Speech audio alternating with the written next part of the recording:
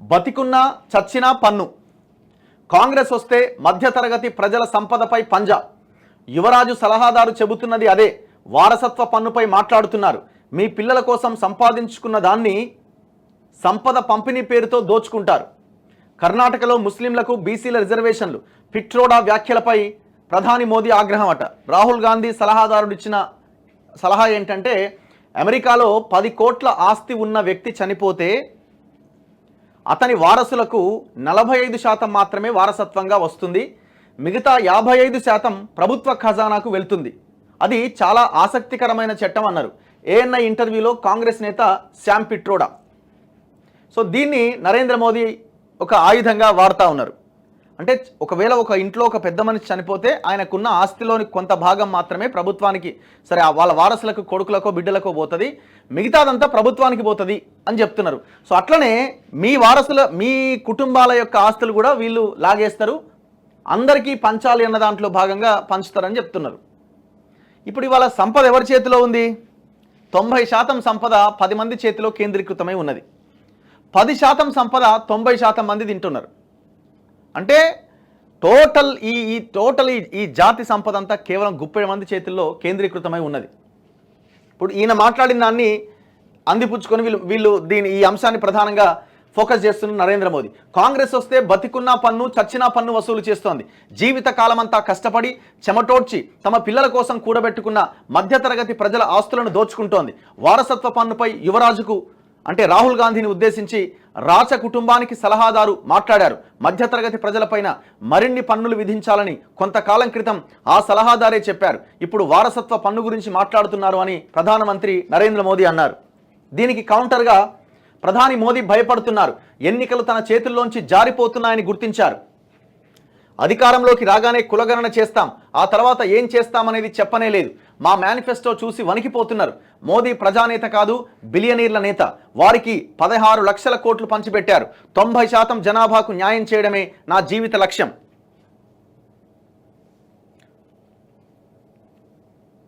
So ఇట్లా Narendra Modi versus కాంగ్రెస్గా war నడుస్తూ ఉన్నది. ప్రధానంగా మోదీ ఫోకస్ చేస్తున్నది ఏంటంటే, ఈ సంపదని పంచుతారు వాళ్ళ అధికారంలోకి వస్తే, మీ చేతిలో మీ సంపద మీ చేతిలో ఉండదు. సో ఇట్లాంటి అంశాన్ని తెర మీదకి తీసుకొస్తున్నారు. దట్టు ఇంకా ఓట్ పోలరైజేషన్ కోసం ఆ సంపదని మొత్తం ముస్లింలకు పంచుతారు, రిజర్వేషన్లు ఎత్తేస్తారన్నది వీళ్ళు. కాంగ్రెస్ అంటుంది మా మేనిఫెస్టో చూసి భయపడుతున్నారు, మీరు 400 సీట్లు గెలిచే పరిస్థితే ఉంటే ఎందుకు ఈ రకంగా మాట్లాడుతున్నారని కాంగ్రెస్ పార్టీ కౌంటర్ ఇస్తూ ఉన్నది. ఒక్కసారి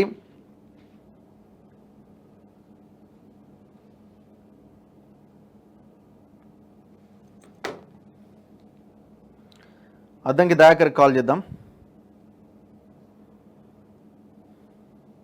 ఎట్లా రెస్పాండ్ అవుతున్నారు దీని పట్ల అన్నది ఒక్కసారి మాట్లాడదాం.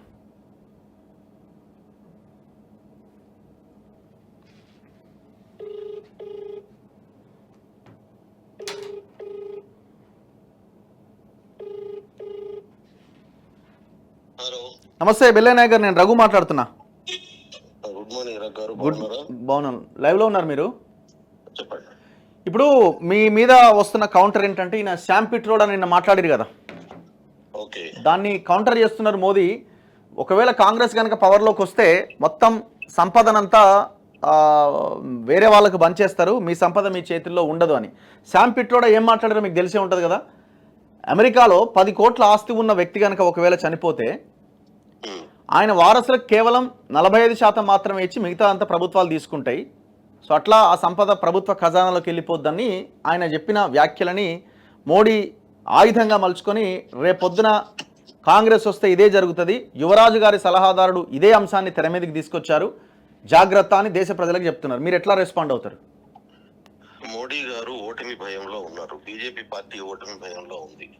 ఈ దేశంలో ఎవరికి ఇష్టం ఉన్నా లేకున్నా సామాజిక వ్యవస్థ అంతరాల వ్యవస్థ ఉన్నది. వేల సంవత్సరాలుగా అంతరాలతో కూడుకున్న వ్యవస్థ ఉంది.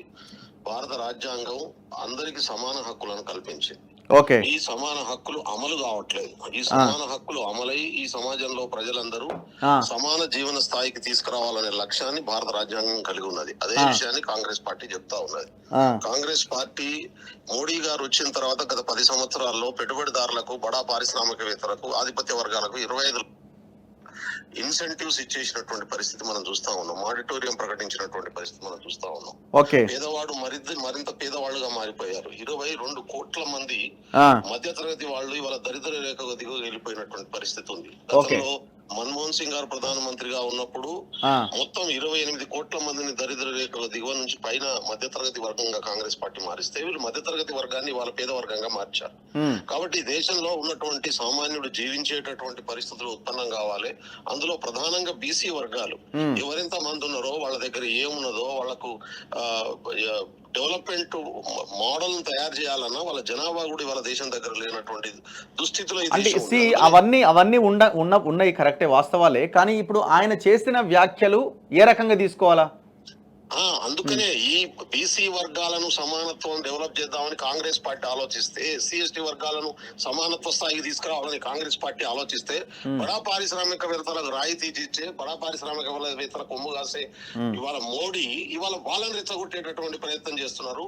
వాళ్ళ దగ్గర ఉన్నటువంటి సంపదను పంచాలనే లక్ష్యానికి బడా పారిశ్రామికవేత్తల నుంచి పేదోడికి రాయితీలు ఇవ్వాలనే, ప్రభుత్వ సొమ్మును పేదలకు అందించాలనే లక్ష్యం కాంగ్రెస్ పార్టీ కలిగి ఉంటే ఇవాళ మీ డబ్బులు గుంజుకుంటాడని చెప్పి మధ్య వర్గాన్ని రెచ్చగొట్టేటటువంటి ప్రయత్నం చేస్తున్నాడు మోడీ. ఓకే, దాన్ని చాలా స్పష్టం అన్నట్టు, చాలా స్పష్టంగా కనబడుతున్నది. అది కూడా ముస్లింలకు బంసర్ అనేటటువంటి ఒక తప్పుడు మాటలు మాట్లాడుతున్నటువంటి పరిస్థితి ఉంది. ఈ దేశంలో 1945లో తినడానికి తిండి లేనప్పుడు స్వతంత్రం. ఒక్క నిమిషం బెల్లయ్యనాయక్ గారు, ఒక్క నిమిషం. రఘునందన్ రావు గారు లైన్ లో ఉన్నారు. సార్ నమస్తే.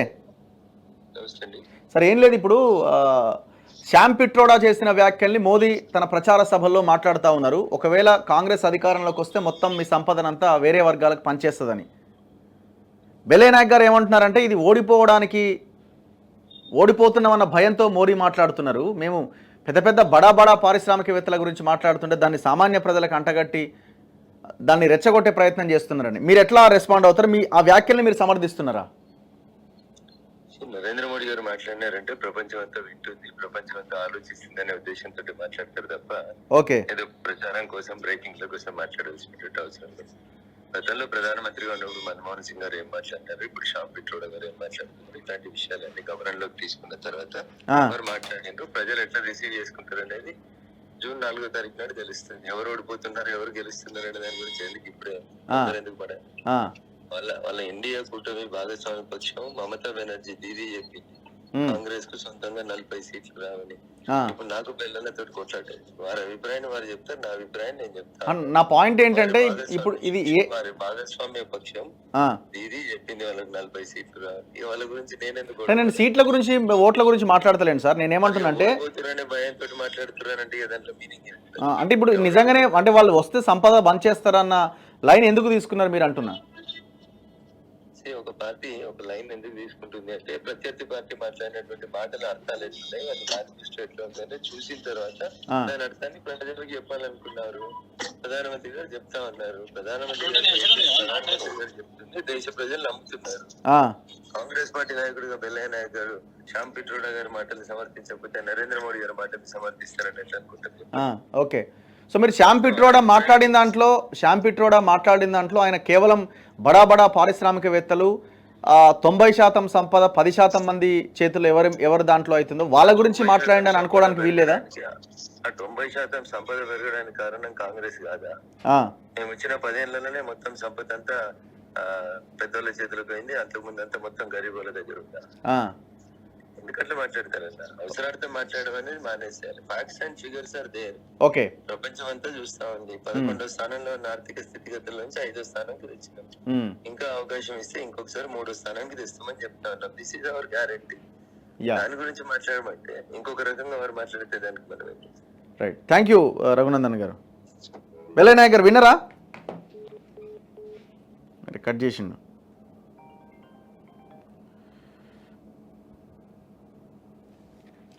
సో ఇది ఇరు పక్షాలకు సంబంధించి ఎవరి వాదన వాళ్ళదే. అల్టిమేట్గా ఎలక్షనే.